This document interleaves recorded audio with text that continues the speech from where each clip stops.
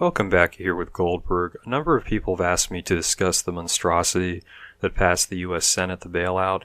It's more or less lived up to my expectations, and there's probably a lot of stuff we don't know about, and we'll just start trickling through the outer layers of our brains in the coming months, and no one will pay attention. But it began as a 1,400-page bill, now it's 880. I'm sure none of them have actually read it in its entirety. They don't seem capable of reading, frankly, Clifford or Scooby-Doo, or Berenstain Bears. Let's be real. You look at like AOC, or you look at people like one of these Texas congressmen. They don't strike me as people who spend a lot of time between the pages of a book, or frankly, reading the laws of the country. So that's just something I would like to note. So we'll go down the details again. How much of this is actually in the final bill, we don't know. But you can make a pretty good guess it's not going to be great, the end package. On the Dem side, they had initially proposed the ballot harvesting so they can more easily rig elections, $300 million for refugees externally, automatic visa renewal or extension for foreigners, which that's what we need, especially right now with all this disease. And then the solar tax credits. I don't know why the Republicans have an issue with this. I mean, I know why, because of who donates to them, but this should have happened back in the 1970s under Carter. Even those panels were less efficient. You want people to do it, you have to eliminate the cost. Right now, the Tesla panels I think are $30,000. You might get less than $10,000 as far as the tax credit is concerned. It's not affordable unless you're in the house for like 30 or 40 years. It doesn't make sense. It should just be like, okay, if you install it, we'll refund you, 75, 90% of the cost. That's how you get the entire country to do it. They don't have a problem spending money on all this other crap that is meaningless, but they complain about, oh, we can't do this. That would actually help people save money and potentially benefit the environment. It remains to be seen. I understand the skepticism about wind power, definitely hydropower, which is oftentimes more damaging than useful, but solar is one of the compromise. It should be something everyone supports, in my opinion. $75 million for the National Endowment of the Humanities, because I guess they were complaining that liberal men are poorly endowed. $50 million for museums and libraries, $25 million for the Kennedy Center. This stuff, it's chicken feed, okay? It's kind of like complaining about a $25 billion border wall. That's nothing. You can take the richest man in the world, his fortune wouldn't last like a few seconds. It's tissue paper to the U.S. Congress, so I don't really care that they included that stuff, honestly. I would vote against it, but you can't because it's all or nothing with these pieces of legislation. What else do we have?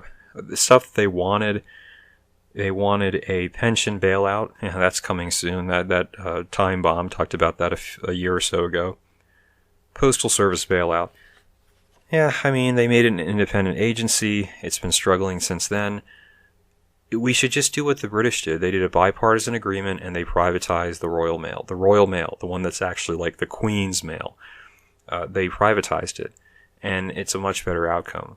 Yeah, I guess some people are going to lose government benefits, but do you really want them to have a monopoly on letter carrying? That's something that the private sector could probably do. To whatever extent it still needs to be done, because things are increasingly digital. So I don't know if we should really be bailing them out. I think we should be trying to auction them off. I know that sounds harsh. At this point, the Postal Service exists to subsidize all those jobs, if you ask me.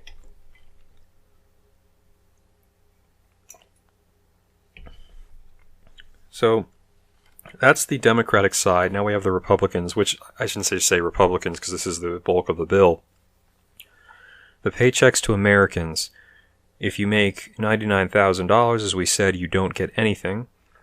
But if you make $75,000, you get the $1,200, and then if you're a couple together, you can make up to $150.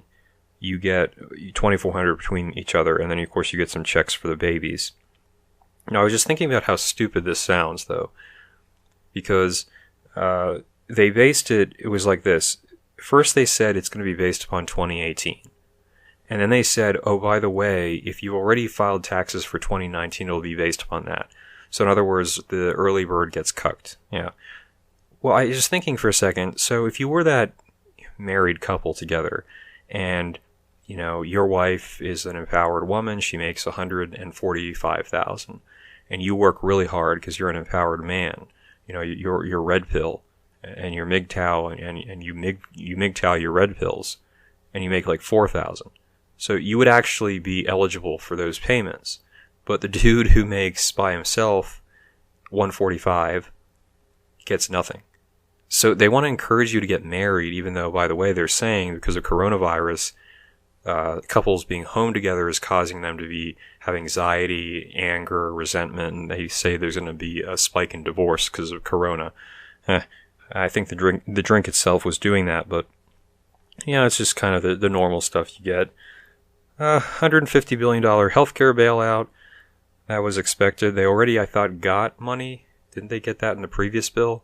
But they'll get more. Just like, by the way, last year, they repealed the Obamacare health insurance tax, which is like a $16 billion bailout for them. So it never stops. And then the medical device tax, and there was another tax, the Cadillac tax, I think.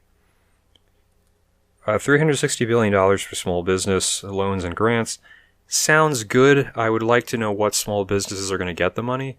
Wouldn't surprise me at all if it ends up being subsidiaries of Wall Street corporations that are going to get the money, but that's just my speculation. Remember, I was telling you this last time. If there's a bailout, the big industries are going to get their hands on it somehow. It's just the nature of the game. Things go bad, the government has to help us out. I'm not against loans. I don't like grants. Unless those grants really go to small firms that are struggling, not big firms that, frankly, you should have enough cash on hand that you can, keep your people employed, or at least give them 50% of their pay for a couple of months if they've been with you for a long period of time. But they can't do that, so they have to lay them off. Fantastic. Included in this, you get $25 billion for airlines, including stuff like Expedia. They can also apply for loans. $17 billion for national security, and $4 billion for cargo. I guess it could have been worse, but we're going to see how this fund, the money that's going from the Treasury, how it's actually overseen, if it is, and where the money ends up. Like I said, it's going to go to Wall Street. I pretty much guarantee you it'll find its way to Wall Street. They're saying small business. It'll probably be, Morgan Stanley, Goldman Sachs. It will be Goldman Sachs. Goldman Sachs is going to definitely profit off of this. If not this bill, the next one. I guarantee it.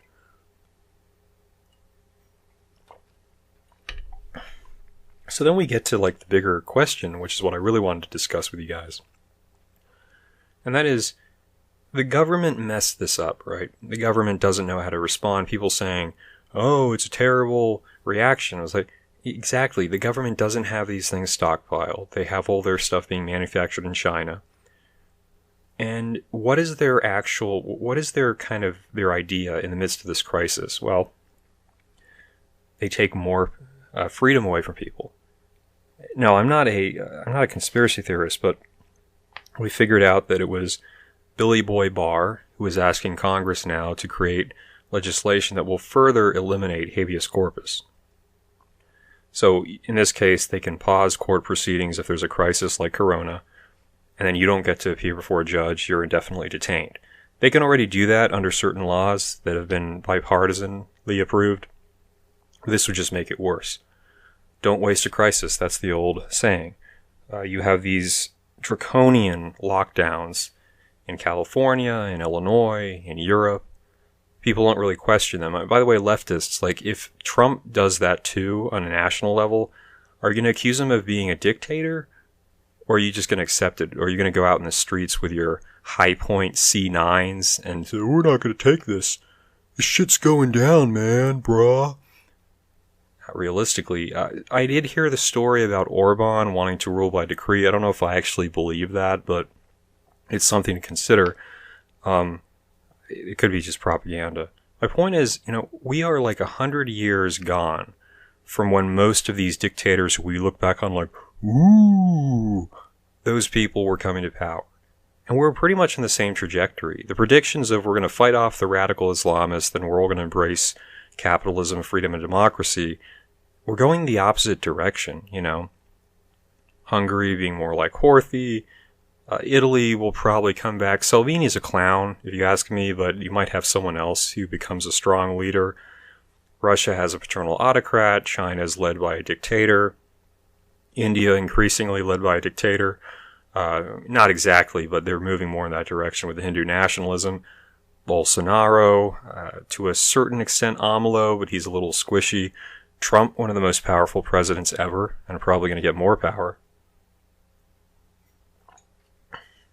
This is what happens when the Congress abdicates responsibility. They just want money. It becomes like an Alexander Hamilton favored king, essentially. That's why the president keeps accumulating power. That's why civil liberties are disappearing. Okay. And I think it's funny how people, they don't pay attention to this.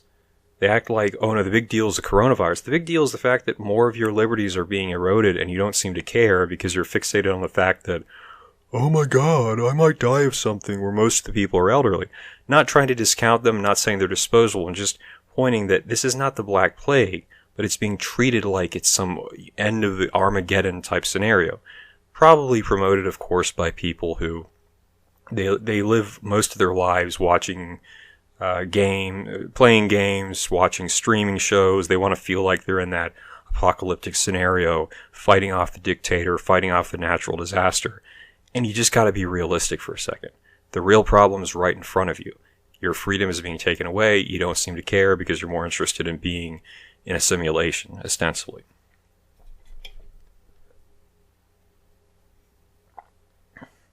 And this really, I wanted to bring it up. I just wanted to propose, do you all think that Barack the Booty Obama is going to go down in history as the guy who lost America, lost the Republic? The last truly liberal president in the most, loose term. I don't mean necessarily left wing, but like the last president who really, to some extent, and I see that very loosely, respected institutions. Because he actually campaigned as the guy, by the way, who said we've got to move on from Bush. Bush was violating your civil liberties. We've got to shut down Guantanamo. We have to restore, warrants and whatnot. And then he made it even worse. Because he was afraid of challenging the establishment. He was afraid of reforming anything seriously. Even with healthcare, he gave up on healthcare reform just to get something passed. I think that's what you're going to see. I think from Trump on, regardless of which party, it's just going to be win at any costs, use the full extent of the executive branch to your advantage, try to pack the courts so they confirm anything you do. There's not going to be opposition. I think I saw a film recently which the plot was so ridiculously naive. It was from 1998 called The Siege with Denzel, and it had some other people like Melwood Gibson, Tom Cruise, and Bruce Willis. And, it basically, the military takes all the Muslims in camps, and martial law is declared, there's troops on the streets, the Muslims are going, Allahu Akbar, Burger King. And Denzel says, what you gonna do, shred the Constitution? And of course, last minute, the FBI overthrows the military and arrests everyone. And I'm like, that's not gonna happen. I mean, you see how these agencies react. They just basically curl up in a ball. There's no opposition to this. We had a Rand Paul a couple of years ago do the filibuster against Holder, but realistically, no one's really unified by that. It's like, as long as they get their handouts, as long as they get their program, they don't care about everything else being stripped away. You can take these Gadsden flag guys complaining about, don't take my gun rights, don't give me socialized health care. But you look at the entire legal system, the laws being passed for national security reasons, it's like, you'd be better off with socialized health care and most of these laws being repealed, but you don't seem to care. So that's what I would focus on. The government response, to whatever extent it's successful or not, is irrelevant. It's the fact that they're constantly have the same mission, left or right, and that is strip away your liberties. You want a good book on that? I recommend checking out When They Come For You. Any persuasion politically, you should look into that because it's chilling how little protections you actually have. You can hear these guys like, my friend Sticks, the Constitution protects you. No, it doesn't. You have very few rights, and you should be aware of that so you're not naive.